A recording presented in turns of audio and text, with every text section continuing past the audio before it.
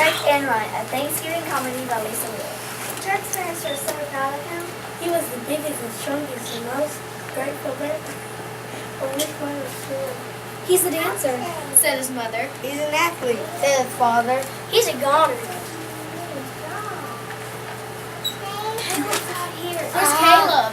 Caleb's not here. Okay, someone read his part for him. Be a friend. Read his part. Said his brother Ryan, but no one ever listened to him. Every year, the father looked forward to the excitement of autumn. Cartloads of people came to pick red, ripe apples from the orchard in September. Folks arrived to choose orange pumpkins from the field in October. And come November, it was turkey time. One by one, the fattest, roundest turkeys were chosen. Chosen for what? Asked Help. Speak up, you all. Can't hear you. To be the lead dancer in Stone Lake, said his mother. to play in the Thanksgiving Day football game. Said his father. To be roasted and gently basted, Said his brother Runt. but no one ever listened to Runt. So every morning in November, the family watched Turk practice his dance steps. 1, 2, 3, lit. And every afternoon, the family watched Turk practice his football moves. 16, 23, 47, hike. He's getting stronger, said his mother. He's getting bigger. Said his father. He's getting juicier. Said Runt. 2 days before Thanksgiving, Madame Waddell, the famous ballet instructor, arrived at Wishbone Farm. She came to choose a turkey. In audition, it's your time to shine. Go out there and shake those tail feathers. Mother squealed. Turk gracefully danced to the front of the barnyard. He leaped, he spun. He twirled and whirled. He did a triple somersault and landed in the split. Look at the size of those drumsticks. That's a beautiful bird. Said Madame Waddell. Mother being the father plucked out his feathers with pride. Runt puffed his feathers out too. Then he threw himself on the ground. He flapped, he flopped, he hissed and sputtered. He gobbled like a maniac as he chased Madame Waddell out of the barnyard. Blue, these birds are crazy. Screamed Madame Waddell. Then she drove far, far away from Wishbone Farm. No Swan Lake, cried his mother. No starting roll. Cried his father. No roasted turkey with chestnut dressing, hooray! Cried Runt. But no one ever listened to Run. The day before Thanksgiving, Coach Giblet of the Crow City Corn Shuckers came to pick out a turkey. This is your big chance. Get out there and stretch your stuff. Cried Father. Turk sprinted to the barnyard. He bobbled, he waved, he tackled, he died, he moved down every turkey he got in his way. That's one healthy looking bird. Only the biggest and best for my team. Said Coach Giblet.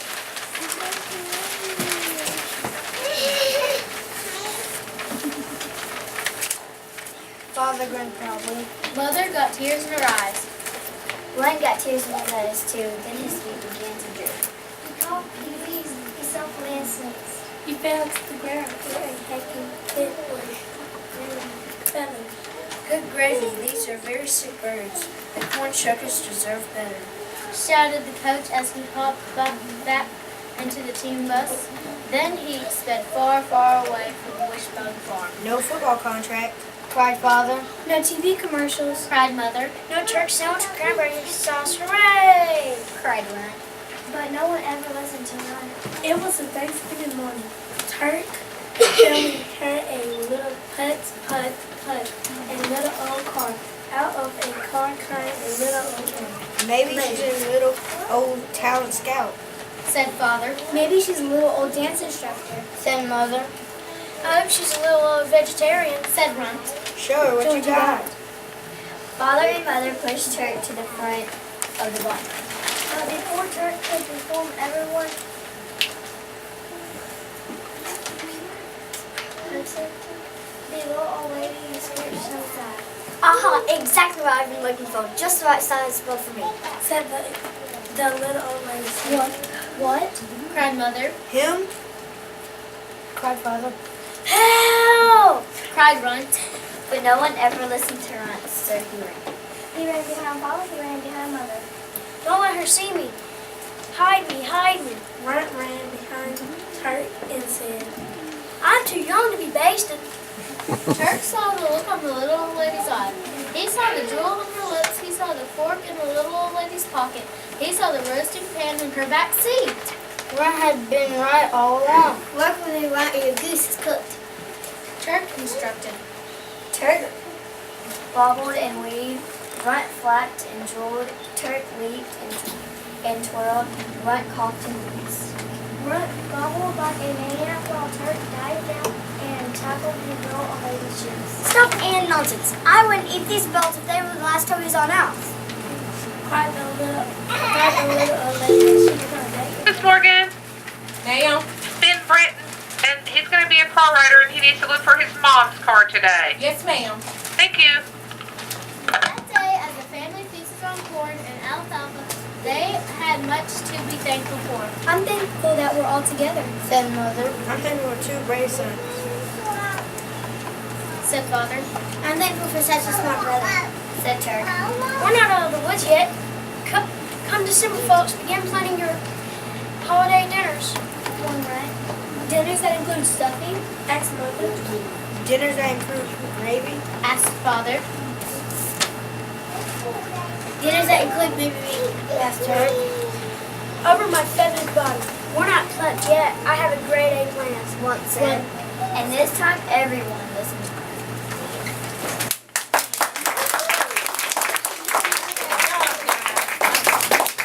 Okay, we have one.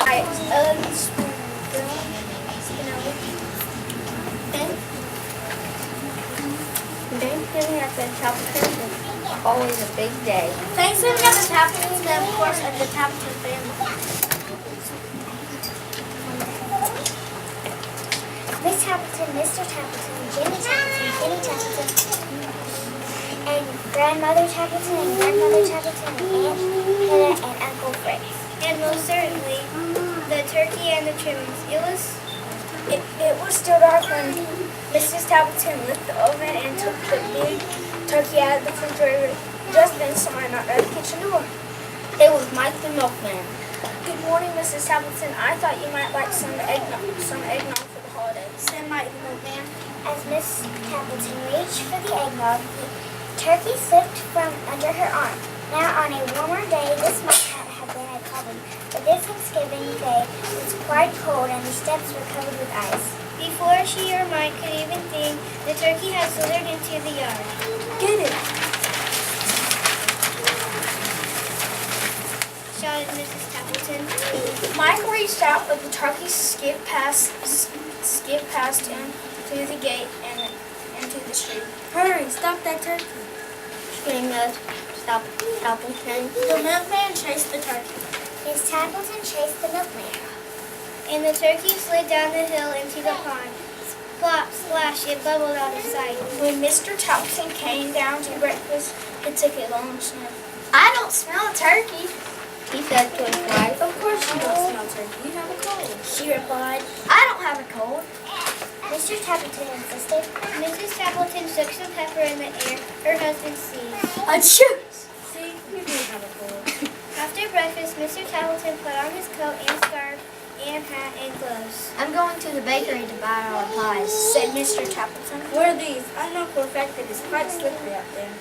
Said Mrs. Tapperton. Since bakery was so crowded, the line reached out into the sunlight.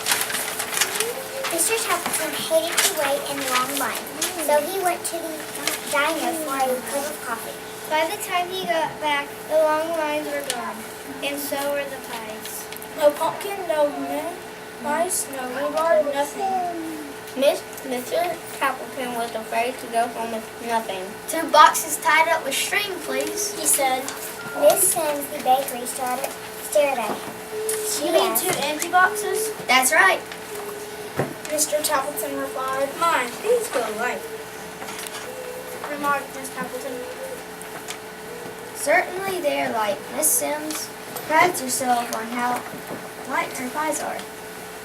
Miss Templeton set the table. She called her son. Kitty, you will make the salad. There are lettuce, carrots, and radishes in the refrigerator. Kenny's face grew pale. Just yesterday, he had emptied the refrigerator and fed all the vegetables to the rabbits in Mrs. Butterworth's class.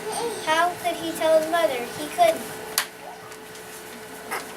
So he covered the empty side bowl with the aluminum foil and stuck it in the back of the refrigerator. When the others went to pick up their relatives at the train station, Jenny stayed behind to mash the potatoes. Every year, this was her job. She loved it. This year, I'll make them even better. I'll use the electric. She thought. Just as Jenny flipped the switch on, the phone rang. It was her best friend Nora. If there was one thing Jenny loved to do better than mashed potatoes, it was to talk. Jenny talked and talked and talked to Nora, and she still might be talking today, had not a wet lump of something hit her on the back of the head. She turned to see what it was. Splat, another blunt hit her in the face. The mixer was going loud and the mashed potatoes were flying everywhere. Without even saying goodbye to Nora, Jenny hung up the phone, scrubbed her face, and wiped mashed potatoes from nearly everything in the kitchen. She finished just as the others came back. Uncle Fritz patted his stomach. I'm hungry. He said. I'm as hungry as an elephant. Said Grandfather Templeton. Everyone sat down at the table. Mr. Templeton went to the oven. I carved the turkey now. Mr. Templeton said. He opened the oven door. The turkey is gone. Mr. Templeton searched on the table and under the table and everywhere in the kitchen cabinet. He looked in the sink and in the broom closet. I can't find the turkey anywhere. Cried Mr. Templeton. Mrs. Templeton took a deep breath. She told them how their fine turkey had slipped out the door and down the steps and across the yard and through the gate and down the street and plop splash into the pond. So much for turkey. Said Uncle Fritz, and his stomach rumbled a little loud.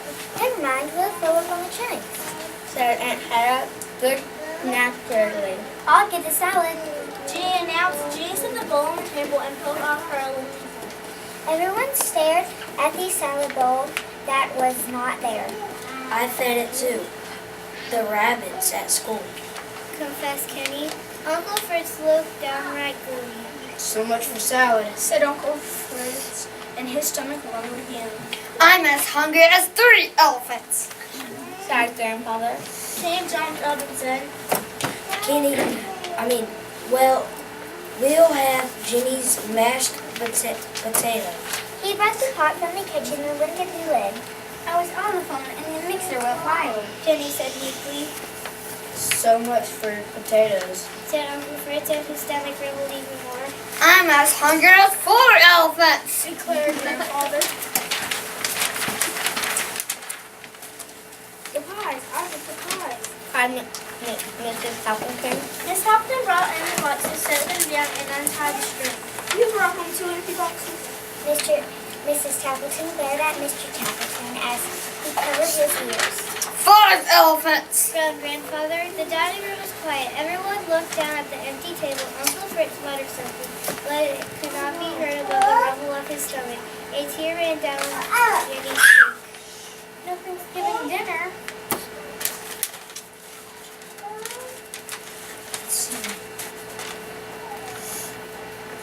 She sniffed.